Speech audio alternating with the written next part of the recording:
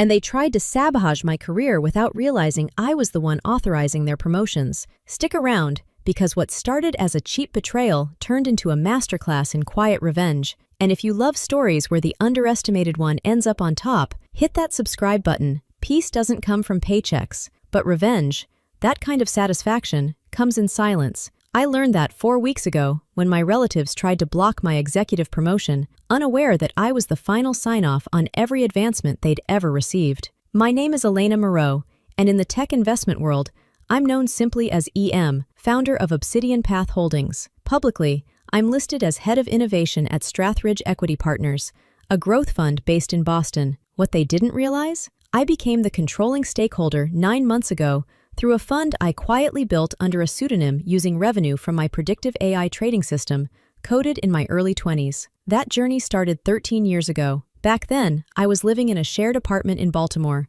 coding by candlelight some nights, juggling freelance contracts and tutoring gigs. Meanwhile, my cousin Lucas flunked out of his marketing program, then resurfaced as a branding genius after my uncle pulled strings to get him a job at Strathridge. To them, I was just dependable, frugal Elena. Dependable didn't mean passive. I developed 2 analytics platforms, sold them anonymously, and reinvested every cent into shell ventures that quietly bought out Strathridge's voting stock. I let them believe I was struggling until Lucas and 2 others tried to block my rise to the executive board. I signed the promotion paperwork myself and terminated the instigator, Lucas. When the board named me head of innovation, they thought they were rewarding a brilliant but safe bet. They had no clue they'd just elevated their new majority owner. Lucas smirked at the next family cookout. Nice title bump. Hope you can keep up. I took a sip of lemonade. We'll see. Strategy shifts when real capital's involved. My aunt jumped in. Maybe Lucas can show you the ropes. He's been overseeing global brand initiatives. I just nodded, smiling. I'll consider it. What they didn't know? The final acquisition documents were already notarized, signed, and locked away in my safe, right next to the letter of resignation I'd quietly drafted for Lucas. But Lucas couldn't handle it. He had spent years as the family's golden boy, smooth talker, buzzword artist, the guy who turned every dinner toast into a TED Talk audition. I was background noise, the bookish one, overeducated, underacknowledged, always finding her lane. At first, Lucas casually dropped by Strathridge Equity under the guise of being a supportive cousin. I watched through the glass of the executive lounge as he shared drinks with the COO, laughing while implying I was overwhelmed and misaligned with the firm's vision. Then came the anonymous HR whispers, questions about my credentials, doubts about my career timeline, even claims that I had faked industry awards. All false, clever, calculated lies. When I confronted him, he didn't flinch. "I'm just looking out for you," he said, voice smooth as ever. "You know how it is. Firms love a good diversity win these days. Just don't want you to get swept up before you're ready," he leaned in. "But I'd hate to see you fall apart under pressure." I let him talk. I said nothing. Yesterday, a sleek Navy folder arrived, sent directly to the boardroom. Inside, forged wire transfers, fabricated compliance breaches, and doctored data reports, enough to trigger panic. The board called an emergency review for Monday, and I'll be there, with the truth. And the one thing Lucas doesn't know exists? Strathridge's updated ownership ledger. He must have caught wind of something through the internal gossip grapevine. At last night's family dinner, he was practically gleaming. "The board wants me there tomorrow," he said smugly. "Big changes coming. Total leadership realignment." Mom clasped her pearls. Dad lifted his scotch. "Finally," he muttered. No one questioned why I hadn't been invited to this realignment of the division I supposedly ran. What they didn't know was that I spent the entire night compiling a dossier. Every manipulated email, every whispered accusation, every staged complaint, backed by metadata and timestamps. And one final document, the signed and sealed ownership transfer, confirming my controlling interest. The board thinks I'm walking into a disciplinary hearing. They've forgotten who signs their bonus checks. At 7:30 a.m. I walked into Strathridge, iced matcha in hand, calm and sharp. At 8:45, Lucas strutted through the revolving doors in his loudest blazer, our parents in tow, smiles wide, unaware of the storm he'd walked into. They walked in like it was a ribbon-cutting ceremony. "Is the board ready for us?" Lucas asked, voice smooth, confidence overflowing. From my second-floor corner office, I watched them being escorted to the executive boardroom. I took a slow sip of my matcha and smiled. Every board member had received my dossier, time-stopped, substantiated, and emailed at 12:03 IMEM, sharp. If you've ever waited for the moment when masks fall and truth walks in like a wrecking ball, don't miss what's next. Hit that subscribe button, because this is where everything changed. At exactly 9 o'clock, I stood, straightened my navy blazer, and stepped into the hallway. This was no longer about survival. It was about taking my place. If you've ever been underestimated, sidelined, or told you weren't executive material, don't blink. This was the day I stopped waiting to be chosen. I came to lead. Gerald Whitaker, Strathridge's board chair, was mid-sentence when I entered. These allegations against Miss Moreau are, apologies for the delay, I said evenly, sliding into the seat at the head of the table. Lucas turned, stunned. His smirk dissolved. Elena, this is a closed session, he snapped. You weren't invited. I folded my hands. Actually, I was never uninvited. A beat. It's hard to run a board meeting without the company's principal owner, wouldn't you agree? The silence cracked like glass. Lucas went pale. My aunt blinked rapidly, like she couldn't process it. My uncle shifted in his seat, half horrified. What are you even saying? Lucas scoffed.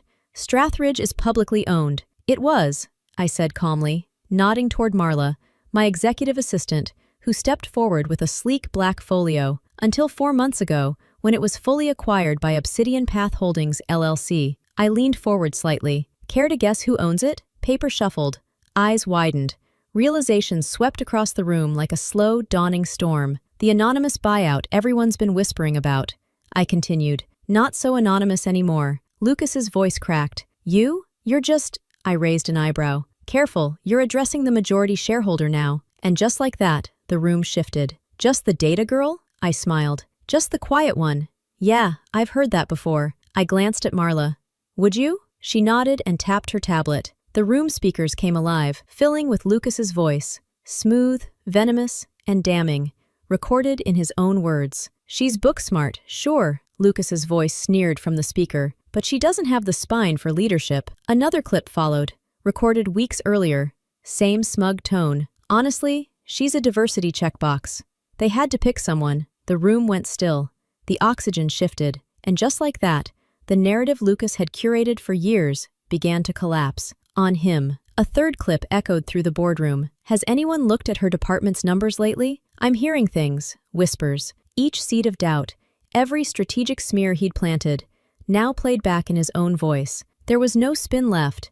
No deniability. Lucas sat frozen. Colorless. The swagger was gone. The directors said nothing, but their silence spoke volumes. And then, I said, reaching into my folio, I placed the manila folder on the table. Inside, the very same, anonymous evidence Lucas had mailed to the board, complete with forged transactions, doctored screenshots, and falsified claims of fraud and misconduct. A desperate attempt, I said evenly, to sabotage executive leadership. Gerald Whitaker, Strathridge's board chair, was mid-sentence when I entered. These allegations against Miss Moreau are, apologies for the delay, I said evenly, sliding into the seat at the head of the table. Lucas turned, stunned. His smirk dissolved. Elena, this is a closed session, he snapped. You weren't invited. I folded my hands. Actually, I was never uninvited. A beat. It's hard to run a board meeting without the company's principal owner, wouldn't you agree? The silence cracked like glass.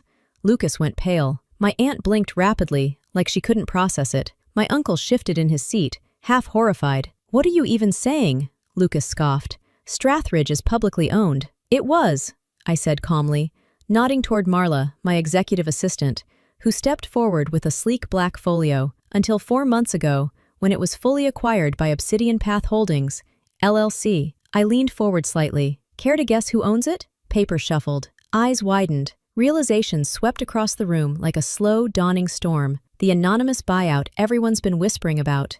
I continued. Not so anonymous anymore. Lucas's voice cracked. You're just... I raised an eyebrow. Careful, you're addressing the majority shareholder now. And just like that, the room shifted. Just the data girl? I smiled. Just the quiet one. Yeah, I've heard that before. I glanced at Marla. Would you? She nodded and tapped her tablet. The room speakers came alive, filling with Lucas's voice. Smooth, venomous, and damning, recorded in his own words. She's book smart, sure. Lucas's voice sneered from the speaker. But she doesn't have the spine for leadership. Another clip followed, recorded weeks earlier. Same smug tone. Honestly, she's a diversity checkbox. They had to pick someone. The room went still. The oxygen shifted. And just like that, the narrative Lucas had curated for years began to collapse. On him, a third clip echoed through the boardroom. Has anyone looked at her department's numbers lately? I'm hearing things. Whispers. Each seed of doubt, every strategic smear he'd planted, now played back in his own voice. There was no spin left, no deniability. Lucas sat frozen, colorless. The swagger was gone. The director said nothing, but their silence spoke volumes. And then, I said, reaching into my folio, I placed the manila folder on the table. Inside, the very same anonymous evidence Lucas had mailed to the board, complete with forged transactions, doctored screenshots, and falsified claims of fraud and misconduct. A desperate attempt, I said evenly, to sabotage executive leadership. Did you really think no one would vet this? Lucas rasped. I was protecting Strathridge. No, I interrupted. You were protecting your ego, he flared. You've always been invisible, just the side act.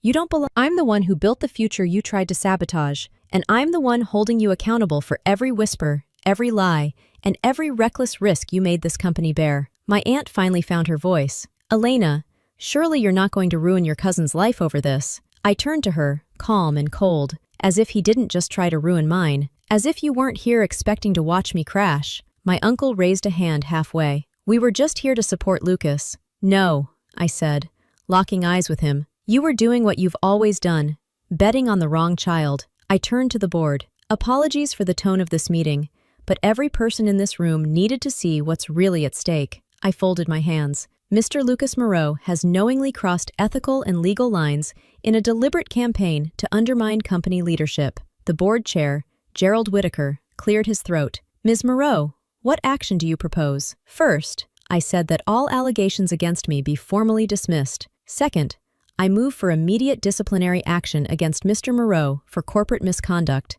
I paused, let the silence weigh, then continued. I also request that a formal report be submitted to Lucas's licensing board and every financial institution with which he is affiliated, complete with supporting documentation. His conduct must have professional consequences. You can't, Lucas croaked, voice cracking. You'll destroy everything I've built, like you tried to destroy mine, I replied, my voice level unwavering. The difference is, I brought proof, you brought fiction. I turned back to the board. Lastly, I request that Lucas Moreau and both of my extended family members present today be permanently barred from Strathridge Equity Partners property. Any attempt to contact employees or interfere with internal operations should trigger immediate legal action. Atlina, please, my aunt whispered, tears streaking her foundation. We're still family. A quiet laugh escaped me, bitter and tired. Family celebrates your wins. Family lifts you when you fall. Family doesn't sabotage your legacy out of envy. I slid a final folder across the glossy boardroom table. Its gold-embossed cover gleamed under the overhead light. This, I said calmly, is the acquisition agreement from my first fintech venture. I sold it for $50 million, 0 cents, when I was 27. I looked directly at my uncle. His second company, a blockchain auditing platform, sold for $180 million, 0 cents, 2 years later. I could have bought you that oceanfront golf membership you always wanted, I added. Could have paid off every one of Lucas's failed ventures without blinking, but I didn't. They stared at the documents in stunned silence. The numbers rewrote everything they thought they knew about me. I stayed quiet, I said softly, because I needed to know who still stood with me when they believed I had nothing. My gaze landed on Lucas. You all failed that test. His voice was a whisper. You're destroying my career. No, I said. You destroyed it the moment you tried to bury mine. The only difference? I lifted the folders. I have the receipts. You have the guilt. I stood. This meeting is now adjourned. Gerald, please ensure the full record is archived. Then I turned toward them. Lucas, Aunt, Uncle, security will escort you out. Wait, Lucas called out, his voice cracking. Please, I was jealous. He looked broken. I couldn't stand watching you win. We can fix this, right? We're still family. I paused at the doorway, then slowly turned back. Do you know what separates us, Lucas? He looked up, eyes rimmed with red. Pride nowhere in sight. When you thought I was struggling, you kicked me lower, exhaled softly, and when I was finally thriving, I stayed silent, so you wouldn't feel small. A long pause settled between us. That's the difference between building something real and playing pretend with borrowed prestige. The weeks that followed were revealing. Lucas was terminated within 3 business days. Once the audio files and forged materials were officially reviewed, his exit was quiet, but irreversible. Word of my majority stake in Sabotaged equity traveled fast through the finance world. Suddenly, these same networks that once hailed Lucas as a rising visionary started inquiring about me. My aunt left a voicemail full of apologies. My uncle sent a hesitant email. Lucas forwarded a vague personal growth statement through his attorney. I archived all of it. 3 months later, I was reviewing late-stage acquisitions when Marla buzzed my office. "There's someone here. Says it's personal." It was Lucas, but not the one I remembered. No tailored suit, no designer watch, just sneakers, jeans, and a gray hoodie. No arrogance,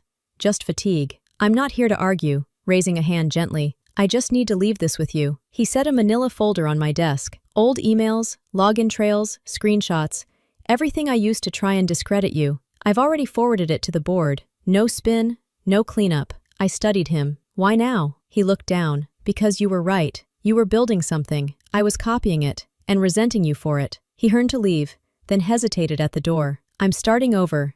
Interning at a local fintech incubator. No fake titles this time. I don't expect a second chance. But letting me fall? That taught me more than any praise ever did." He reached for the handle. "Lucas," I said softly. He paused, glancing back. Just enough hope in his eyes to remind me of the cousin I once knew. "Send me your resume in a year," I said. "Not for leadership, but if you're serious about starting over the right way, we're always open to people willing to earn it from the ground up." A tear welled in his eye. He nodded. "No spin. Acceptance." Then he turned and walked away. 6 months later, Sabotaged Equity Partners had surpassed even my boldest projections. We expanded into 3 new sectors, welcomed a wave of impact-driven investors, and launched a mentorship fund focused on uplifting underrepresented founders, especially women of color breaking into tech and finance. It's real, it's lasting, and it's mine. My aunt and uncle still reach out occasionally, usually when they need something, or when they're boasting about their trailblazing niece in rooms where they once tried to keep me invisible. I respond politely, but distantly. The approval I once craved?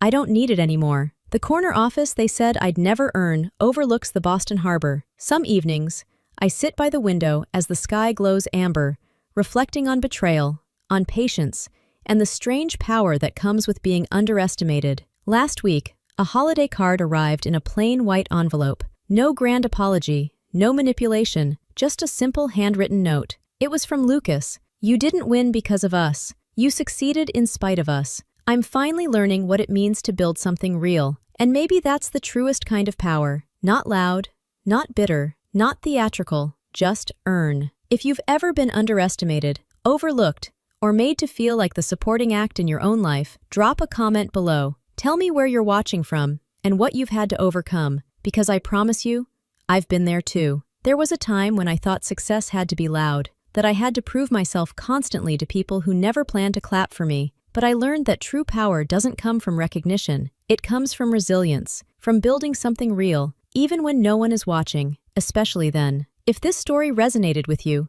show your support by hitting that like button, subscribing, and sharing your thoughts with me. I read them all, and your words matter more than you know. And remember this, you don't need permission to start. You don't need validation to keep going. You just need to believe in the version of yourself that's quietly putting in the work. That version, that's the one they'll never see coming, until it's too late. So tell me, what are you building? Who are you becoming? Because if no one else tells you today, I believe in you. Let's rise, quietly and completely, together.